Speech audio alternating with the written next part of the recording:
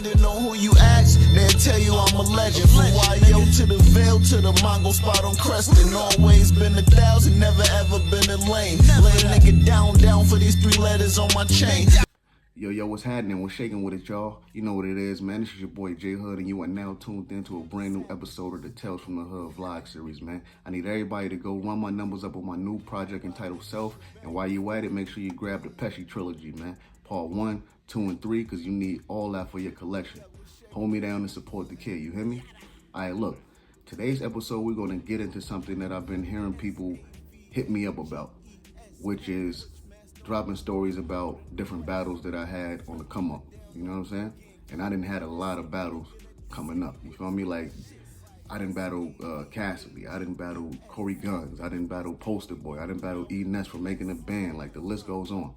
But today, we're going to talk about the battle I had with Cory Gunz. All right?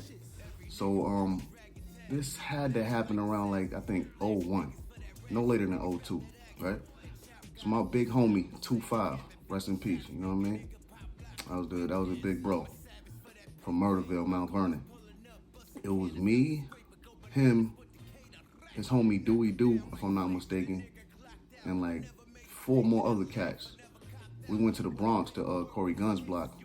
I think 5 had spoke to somebody that he knew from over there, and dude was telling 5 like, yo, I got somebody that'll eat whoever, you know what I mean? Type shit. And 5 was like, nigga, he ain't eating my little man. You crazy? I'll bring him over there right now. You know what I mean? And he'll get busy on this nigga. So homeboy must have been, you know, talking shit or whatever the case be. So 5 brought me over there. And when we got there, it was probably like 10:30, 11 o'clock at night. I see Cory, right? He a little younger than me and shit. So, you know, I'm looking at him and shit. I'm like, yo, this nigga a little young boy, ain't he? Like, nah, I mean, he good. I'm like, I ain't bet. So, I don't know who went first, but we started going back and forth. Battle lasted probably for like, I say like an hour, right? And he actually spoke about this battle on the Smoke Desert podcast. Like, I think it was either earlier this year or late last year. Probably, matter of fact, late last year he spoke about that when he was on there. And he might not tell you, but it was a good battle, you know what I'm saying? But I got the best of him in that battle. I ain't gonna lie to you. I'm gonna keep it funky with you. But he had some shit. He was going hard. But like I said, I was a little older than him, so I might have been a little bit more seasoned than him. So I got the best of him. Not to say that he wasn't dropping no bars, because he was, but I think I walked away with that W, you know what I'm saying? And after the fact, you know, my big homie 5 was, you know, popping shit to homeboy that was saying that his little man was gonna eat me and all that. He's like, yo, nigga, I'm telling you, nigga. We some get busy niggas, nigga. We come over here, get busy on your block and all this other shit, you know what I mean? Niggas talking shit. So we end up leaving after that.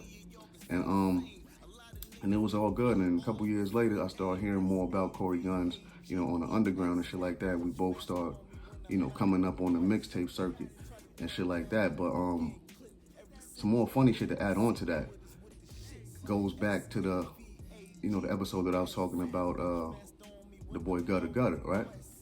So around that same time, same Gutter shit, this nigga that I had around me, you know, he was doing a lot of other shit that I didn't co-sign. I didn't tell this nigga to do none of this shit.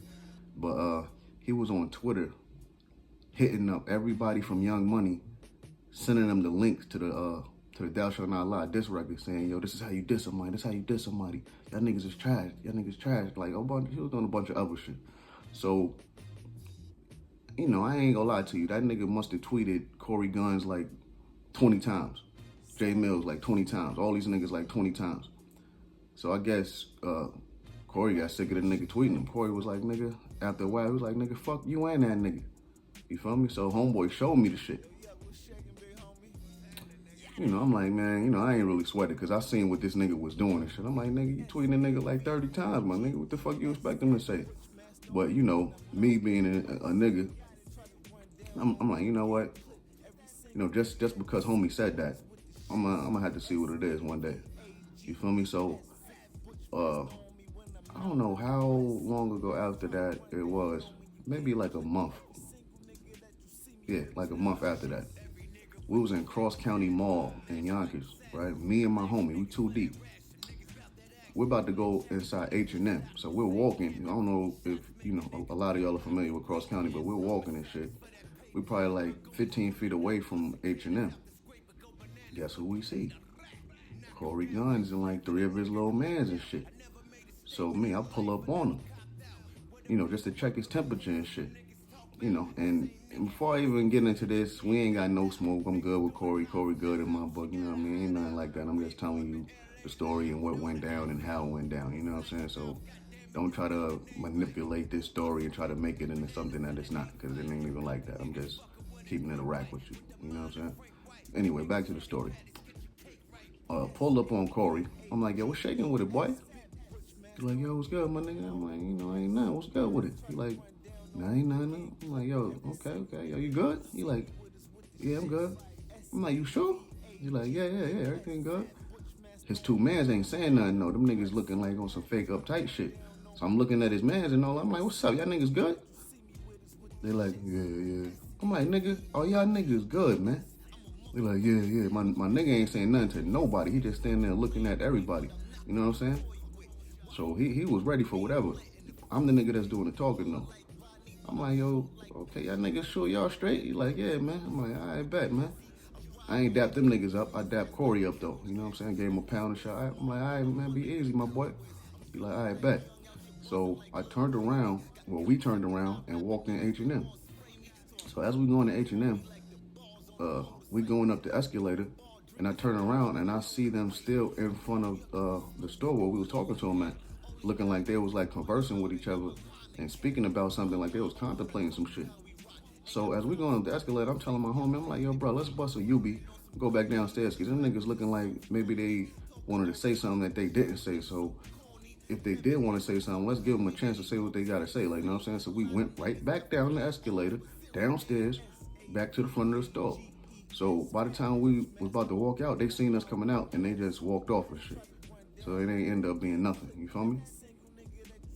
So that shit was crazy right there. But like I said, I fuck with Cory. Cory cool. We good in my book. It ain't nothing. But y'all niggas gonna keep getting these stories. I got 1 million of them. I'm just warming up, so get ready, man. Tales from the Hood vlog series.